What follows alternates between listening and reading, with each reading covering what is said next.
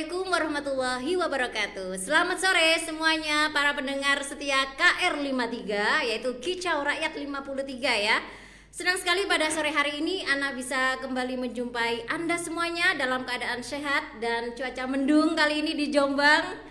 Di hari ini, di hari apa ya, sampai lupa ini, hari Jumat ya.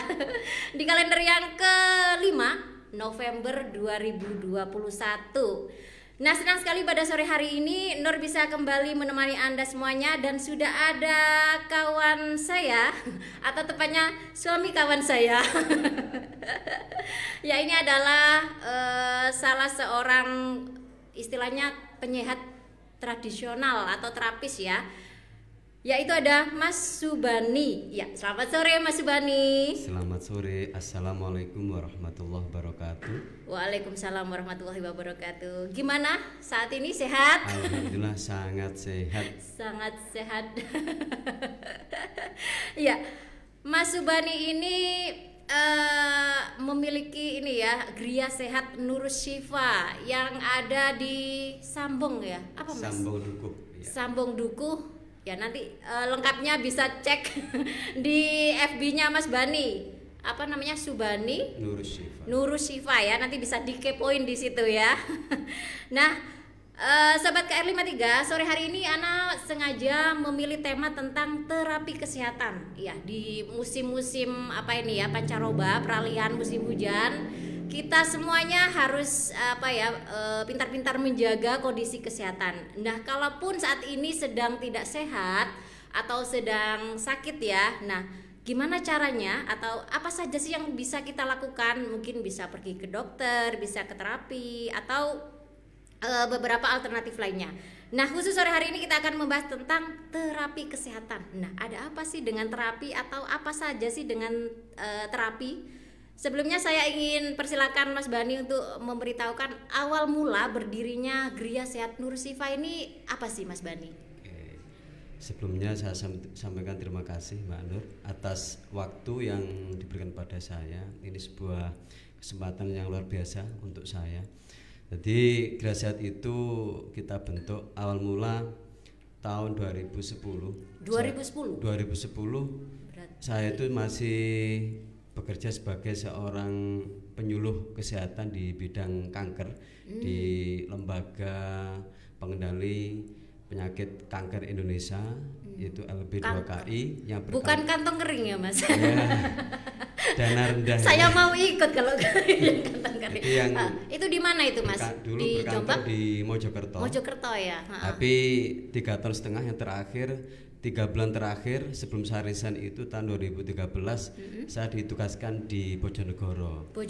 Nah, pas tugas akhir itu saya seringkali tafakur ya, atau berpikir kenapa ya selama ini saya kok cuma bisa mengarahkan masyarakat itu untuk berobat. Tapi kenyataannya memang masyarakat belum menemukan proses kesembuhan yang paripurna. Artinya dengan banyak jalan pengobatan itu belum mendapatkan kesehatan yang sempurna itu. Jadi itu sehingga saya berpikir alangkah nikmatnya atau alangkah bahagianya ketika dengan tangan saya itu saya bisa membantu orang yang sakit kanker ini untuk dengan tangan saya wasilah mendapat kesembuhan dari Allah SWT. Sehingga ketika mulai berpikir itu, saya beranikan diri untuk resign. Terus berapa lama tadi di lembaga kanker? 3 tahun setengah. 3 tahun setengah, Ya, lumayan ya. Udah bisa jalan ini kayak bayi. Terus resign, setelah resign, terus saya mulai belajar karena berhubungan dengan kanker. Saat itu saya pertama kali itu belajar di akupresur Hogan Saulinsi milik Ibu Yuli Susanti di Kediri saat itu. Saya belajar selama 3 bulan.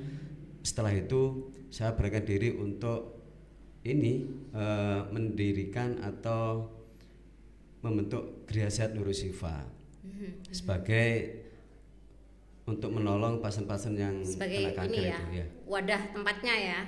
Betul seperti itu. Dan alhamdulillah setelah saya belajar di sana, saya mulai giat untuk mengenalkan diri sebagai seorang terapis kanker saat itu, tepatnya ya akupresur kepada masyarakat. Selama 1 tahun itu masih home care, panggilan pria panggilan. Panggilan terapi. Calling man. Jangan salah ya, bukan sembarang panggilan ini untuk kesehatan tapi ya. Alhamdulillah, tapi ketika mulai saya aplikasikan terapi akupresur ini, banyak sekali masyarakat yang terbantu. Tapi tidak spesifik kanker kan Mas tidak, ya? ternyata ketika saya aplikasikan teknik ini, itu mulai pasien stroke ya, pasien kolesterol tinggi, kadar gula tinggi atau diabetes, sakit emah dan sebagainya itu sangat terbantu dan mendapatkan kesembuhan yang paripurna, artinya ya sembuh-sembuh. Artinya nggak tergantung, kalau obat kan tergantung ya Mas ya. Jadi tidak dikendalikan dengan obat dan boleh kembali makan sesuai selera kan gitu. Berarti namanya sembuh. Oh, ya. Jadi nggak harus apa istilahnya tarak apa sih ya? Ya tarak ya biasanya. Ya. Harus menghindari beberapa makanan. Selama ini di masyarakat kan definisi sembuh itu sembuh tapi tetap dikendalikan sama obat-obatan, tetapi masih dilarang untuk makan ini itu yang memicu kambuhnya penyakit itu. Tapi dengan terapi yang kita lakukan ini, ya alhamdulillah bisa membantu masyarakat untuk mendapatkan kesehatan secara paripurna itu tadi. Artinya sehat. Sehat. Nah ini awal-awal ini khusus area Jombang atau di luar Jombang juga Mas? Jombang. Khusus Jombang dulu ya. Artinya di Jombang, tetapi kliennya itu ya dari banyak daerah di luar Jombang, bahkan dari luar negeri ada itu. Oh luar negeri, gimana Mas pakai Zoom terapinya? Ini kan lagi pandemi, jadi ada ya yang sampai dari luar negeri? Ada. Ini Mas, mungkin sebagian kita juga belum paham ya, kalau kita hanya tahu terapi memang erat kaitannya dengan kesehatan atau untuk penyembuhan. Nah terapi sendiri itu maknanya apa Mas? Terapi itu adalah suatu cara yang digunakan untuk mengembalikan tubuh kembali dalam keadaan homeostasis, artinya dalam keadaan seimbang. Seimbang itu semua sistem yang ada dalam tubuh itu normal ya, termasuk sistem pencernaan, sistem sirkulasi darah, sistem limpatik, hormonal dan sebagainya, semua itu dalam keadaan seimbang, bekerja sesuai dengan sunatullah, artinya ya penciptaan tubuh itu sendiri. Kalau mobil itu ada balancing itu Mas ya. Betul. Jadi tubuh itu bisa juga ya digituin ya. Ya kita juga masih ini kan kadang masih ragu ya, kadang ya masih mungkin sebagian masyarakat masih memilih berobat ke dokter atau ke ya pokoknya mengkonsumsi obat lah. Nah mungkin kita perlu tahu nih Mas, kenapa sih kita perlu melakukan terapi atau apa sih manfaat terapi itu sendiri selain tadi ya mengembalikan fungsi organ-organ tubuh. Oke. Kalau boleh mungkin saya ingin mengutip ini ya. Ini adalah pernyataan dari Dr. Alan Greenberg MD, ini dokter dari Amerika ya. Jadi beliau menyatakan seperti ini. Sebagai seorang pensiunan dokter, saya bisa jujur mengatakan bahwa kecuali Anda berada dalam kecelakaan serius, kesempatan terbaik Anda hidup untuk usia tua yang matang adalah untuk menghindari dokter dan rumah sakit. Serta belajar, serta ini yang tanda apa perlu digarisbawahi, masih ada lanjutannya. Serta belajar nutrisi, obat herbal dan pengobatan alami. Kecuali Anda cukup beruntung untuk memiliki dokter naturopatik, artinya dokter yang selama ini bekerja tapi menggunakan energi alam, jadi tidak menggunakan bahan-bahan kimia. Energi alam itu, sumber daya alam itu ya termasuk herbal. Apa istilahnya tadi Mas? Dokter naturopatik. Naturopati itu alam, berarti naturo kan kembali ke alam. Back to nature. Jadi kalau mungkin Bapak sekalian kok punya konsultan dokter naturopatik itu sangat luar biasa, maka Anda akan selalu ketika mengalami kondisi yang tidak baik atau tidak sehat akan selalu dikembalikan sesuai dengan sunatullah pencipta tubuh kita. Jadi tidak perlu bahasanya diakal-akal lah tubuh ini. Dikembalikan seperti awal penciptaannya itu aja.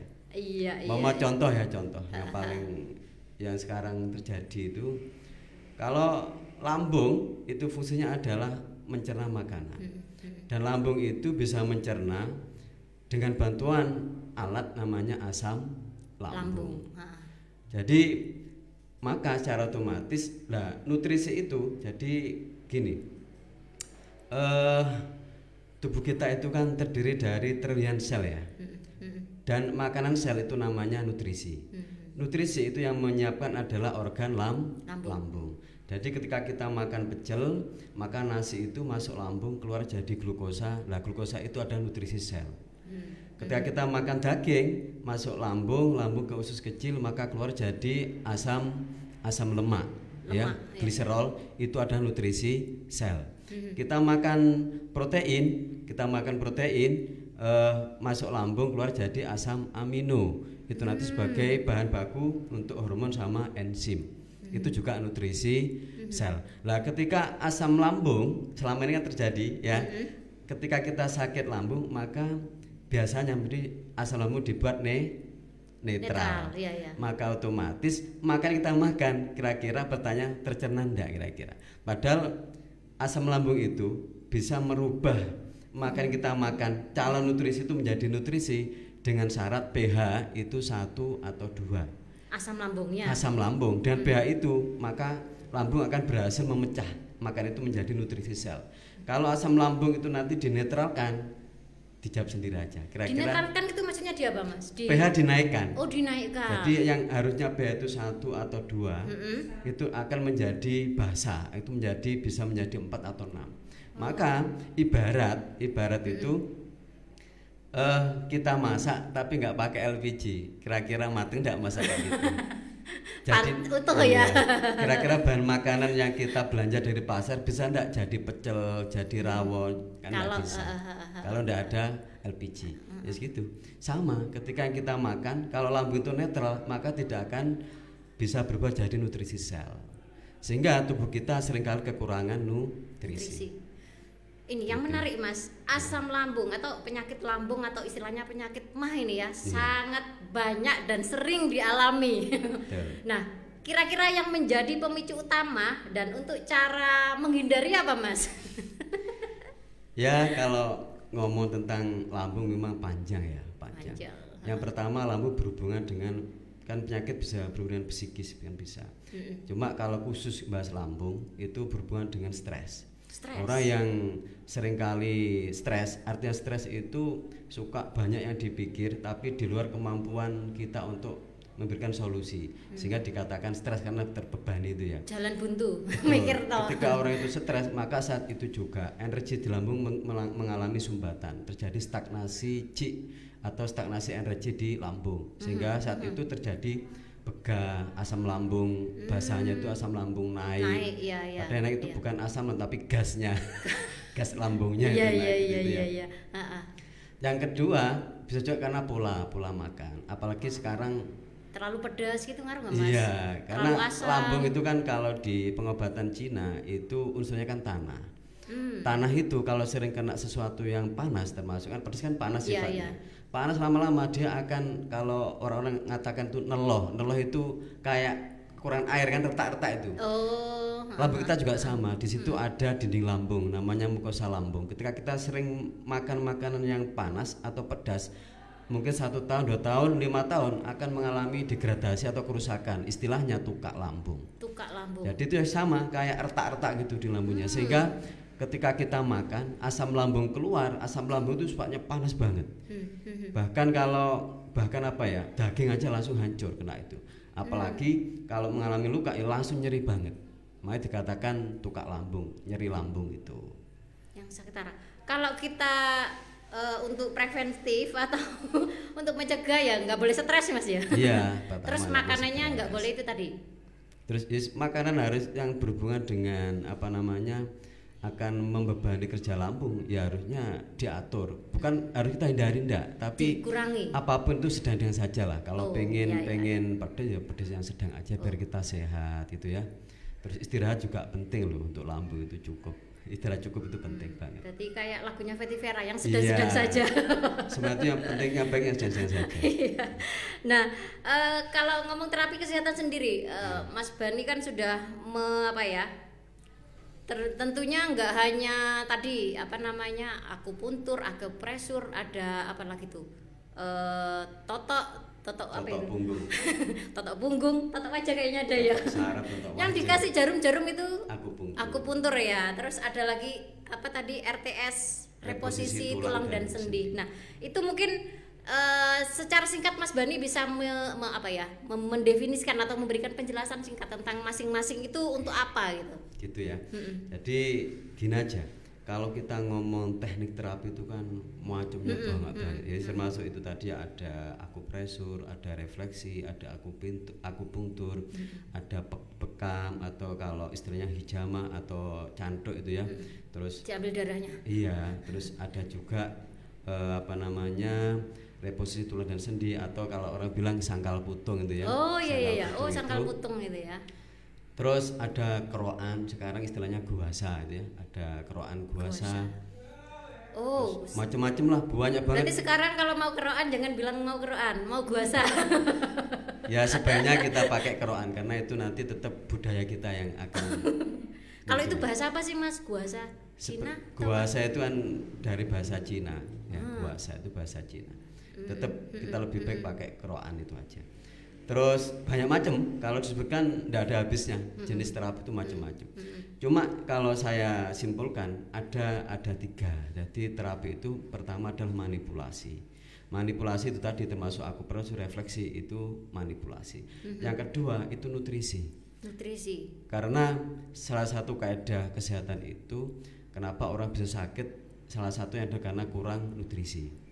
Yang kedua adalah jadi gini, manipulasi kaidah sakit itu kaidah sakit itu kan yang pertama ketika sirkulasi darah tidak lancar maka terjadi sakit. Yang kedua ketika ada ketegangan, baik itu ketegangan otot-otot tubuh kita atau jaringan tubuh kita atau ketegangan mental kita maka terjadi sakit. Yang ketiga itu ketika tubuh kekurangan nutrisi, kekurangan gizi itu nanti maka terjadi sakit. Maka itu tadi dari 3 ini saya simpulkan terapi itu yang meliputi 3 ini. Yang pertama manipulasi itu ya akupresur, akupuntur dan sebagainya, bekam dan sebagainya. Yang kedua adalah nutrisi. Jadi jangan harap ketika kita pengen sehat tanpa kita benahi pola makan kita mendapatkan kesehatan paripurna. Yang ketiga adalah meditasi. Meditasi itu adalah mengasah kemampuan spiritual kita untuk menyeimbangkan psikologi atau kejiwaan kita. Dengan 3 hal ini maka insya Allah kita nanti akan mendapatkan kesehatan yang paripurna tadi. Iya. Berarti balance ya Mas, antara penyembuhan luar kemudian nutrisi untuk masukkan dalamnya dan juga secara psikologisnya. Ya, istilah kami itu terapi holistik, menyeluruh. Holistik ya 3 hal itu tadi. Iya. Nah buat sobat KR53 yang di rumah yang mungkin saat ini kurang sehat atau mungkin pingin lebih tahu tentang terapi, bisa nanti bisa nggak sih hanya sekedar konsultasi? Boleh ya Mas? Boleh ke Gria Sehat Nurus Shifa. Jadi memang ini gratis ya. Makanya kalau ada yang bilang ke Gria Sehat, jadi di sana biar sehat, bukan ke rumah sakit, di sana malah sakit. Ya, sebelum kita lanjutkan bahasan ini, Mas Bani mungkin ada yang mau di say hello, dikasih di salam ini. Ada siapa saja Mas Bani? Oke, salam untuk teman-teman di grup Tenar itu Terapis Nusantara. Ini di sana juga banyak berkumpul terapis entah itu terapis supranatural, terapis. Ada ya Mas? Iya. Oh, supranatural. Ngeri. Medis jadi satu di grup Tenar Terapis Nusantara. Jadi berbagai ini ya. Betul. Jadi berkumpul semua kalangan terapis bersatu di seluruh untuk Indonesia membantu pemerintah mewujudkan kondisi masyarakat yang sehat.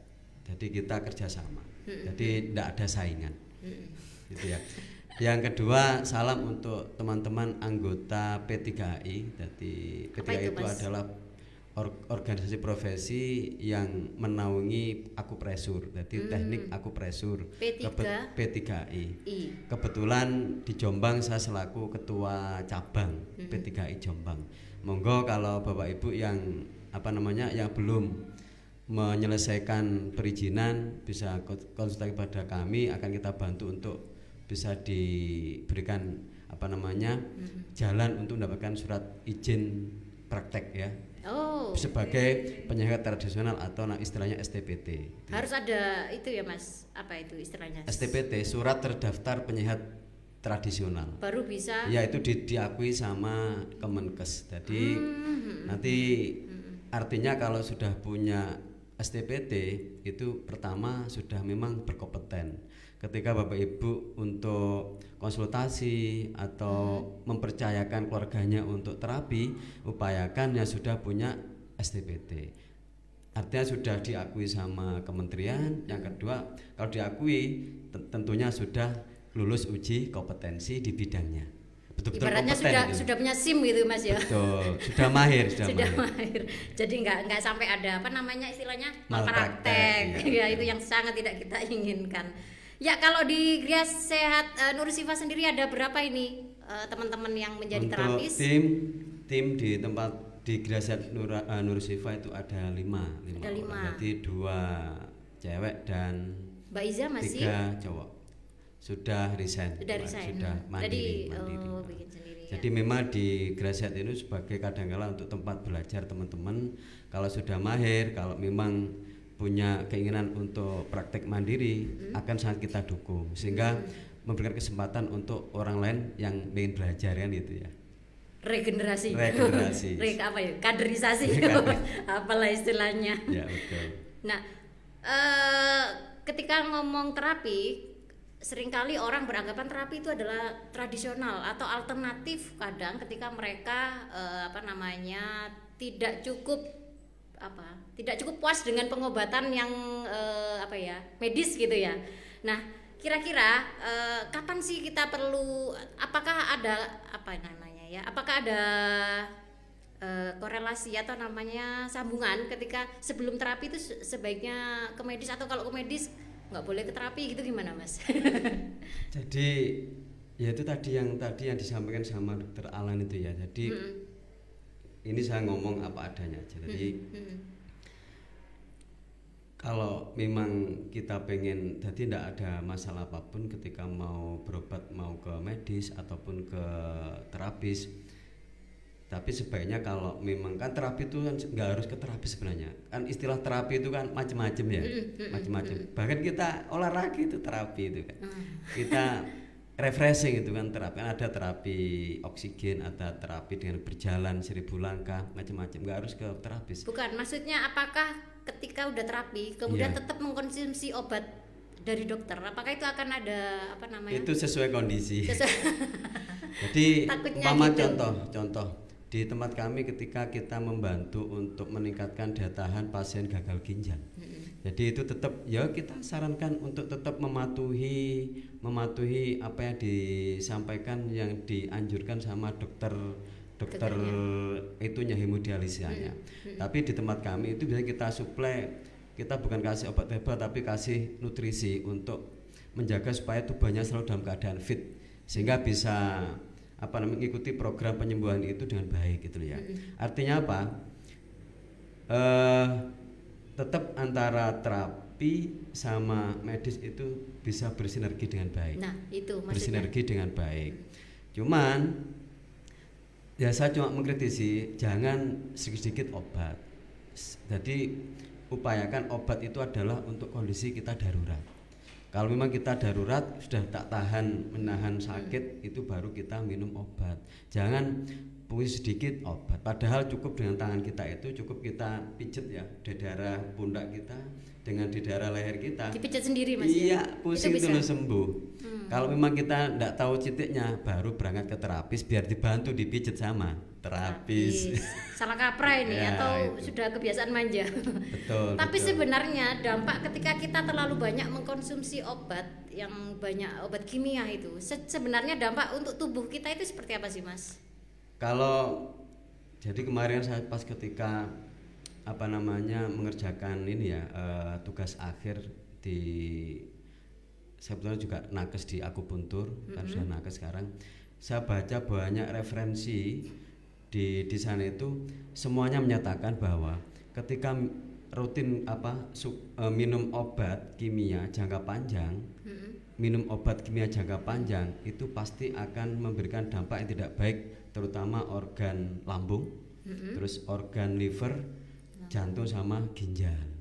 Itu semua sepakat. Bahkan kebetulan pembimbing saya juga semuanya adalah dokter dan mengiyakan itu, sehingga kami diberikan tugas untuk memberikan terobosan kira-kira terapi apa yang bisa menggantikan itu, sehingga masyarakat itu lebih aman ya, lebih aman dalam nanti menghadapi usia semakin tua kan semakin lemah, jangan sampai ditambahi sakit-sakitan itu.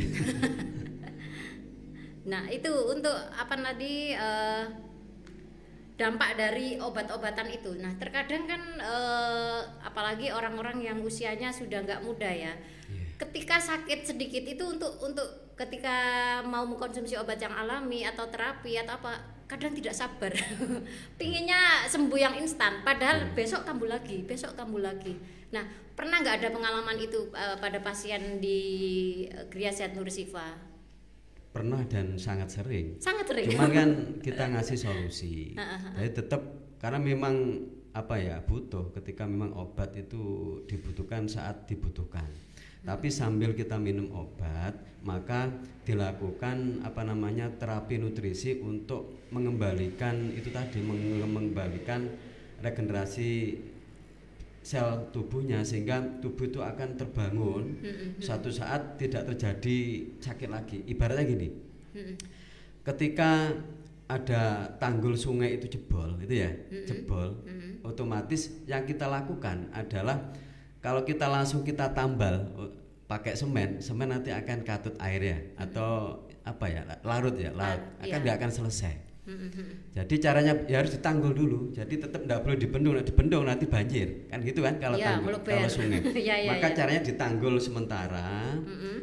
Apa tanggul sementara itu? Yaitu obat itu. Kita tetap minum obat dulu. Tapi sambil ditanggul dilakukan perbaikan ini tanggulnya dengan cara dicor, di semen. Kalau pelan-pelan nanti sudah kuat, sudah kering, tanggul itu dibuka lagi, maka dia akan berfungsi seperti semula untuk menahan aliran air. Tubuh kita juga sama. Ketika kita sakit, silahkan kalau mungkin minum obat. Tapi sambil minum obat, kita lakukan terapi nutrisi untuk regenerasi selnya, sehingga ketika regenerasi sel itu sudah terjadi dan tubuh kembali kuat, otomatis kita sudah tidak akan lagi tergantung dengan obat. Jadi tubuh sudah mampu untuk istilahnya mengobati dirinya sendiri. Karena kita punya sistem. Berarti yang udah sering biasa. Mas ya pasien seperti itu. Sangat sering, bukan cuma sering.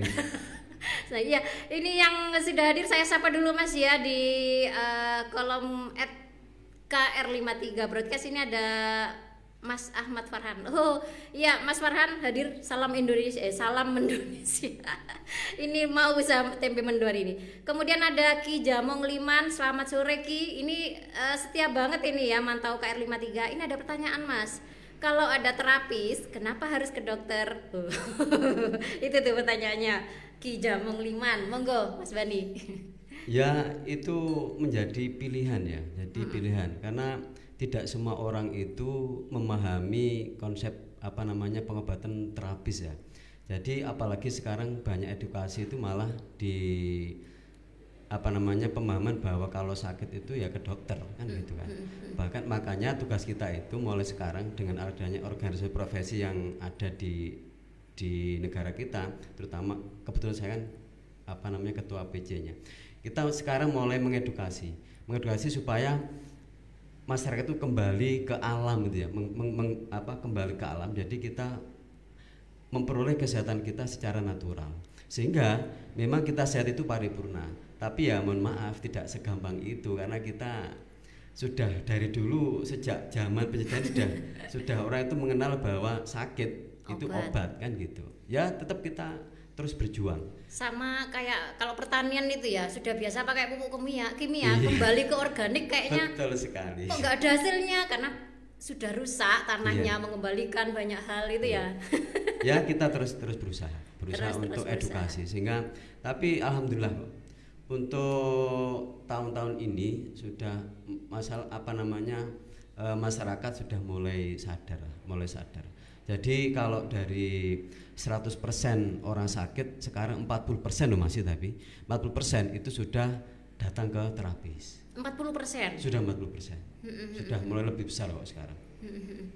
Kalau dari ini Mas, dari sisi negara sendiri ya, kalau tadi kata Mas Bani sudah diakui, tapi mungkin sebagian orang masih menganggap kalau terapi itu tidak ada yang profesional atau yang ya itu hanya jalur sendiri, padahal sudah ada sendiri, atau masih dianggap kurang meyakinkan, tidak ada secara pengakuan dari negara. Mungkin negara lebih ke akademisi, lebih ke pengobatan kedokteran. Gimana Mas Ben? Sebenarnya tidak. Sebenarnya enggak ya. Jadi negara saat ini loh ya. Kalau tahun lalu saya enggak paham.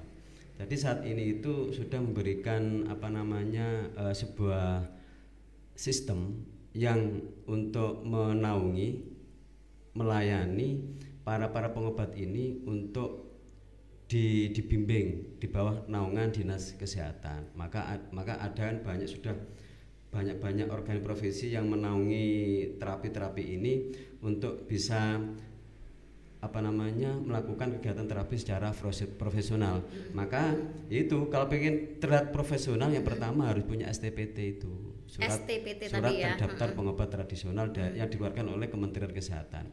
Maka syarat untuk mendapat STPT itu harus lulus uji kompetensi. Siapa yang melakukan uji kompetensi? Kalau ada 2 negara ada lewat namanya BNSP, Badan Nasional Sertifikasi Profesi. Oh iya. Yang kemarin aku ikut Mas. Banyak ikut ya. Yang tapi kedua, itu barista bukan untuk terapi. Tapi ini ada BNSP kan menaungi banyak keterampilan termasuk pengobat. Tapi kalau ada yang khusus di kesehatan namanya LSK. Jadi sekarang ada beberapa kayak P3HI itu sudah punya lembaga sertifikasi kompetensi sendiri di bawah naungan Kementerian Pendidikan. Siapapun bisa ikut uji kompetensi itu? Bisa, tapi ya tetap semua kan ada jalur dan ada syaratnya kan. Kalau kayak P3HI ya syaratnya ikut pendidikan akupresur atau kursus akupresur sesuai dengan aturan. Kalau di tempat kami 12 kali 3 jam lulus itu dapat sertifikat. Setelah itu baru boleh ikuti uji kompetensi. Setelah uji kompetensi lulus, kita ajukan untuk STPT ke Kementerian. Di bawah, kalau di sini di Dinas Kesehatan Jombang ya. Jombang. Jadi jangan khawatir ya Sobat KR53 yang mau ke terapi, mereka tenaga ahlinya sudah profesional, sudah diakui ya. Jadi jangan takut akan ada malpraktek karena perkembangan zaman ini semakin banyak ilmu terapis yang memang diperoleh dan dipelajari ya Mas Bani ya. Jadi banyak hal. Sudah berapa menit ini? Sudah 30 menit. Nggak terasa ini, asik sekali. Kalau ini Mas, sebelum kita tutup ini, masa pandemi, masa Covid ini di Gria Sehat Nur Syifa ini semakin banyak pasien atau semakin sepi Mas? Ya kalau saya bilang alhamdulillah, kok seneng banyak orang datang karena sakit. Ya kalau kebetulan di tempat tapi kami, alhamdulillah ikut bisa menyembuhkan Mas ya. Iya. Iya kan. Kan bingung kalau ketemu alhamdulillah nanti alhamdulillah pada kok banyak orang sakit. Ya, gitu.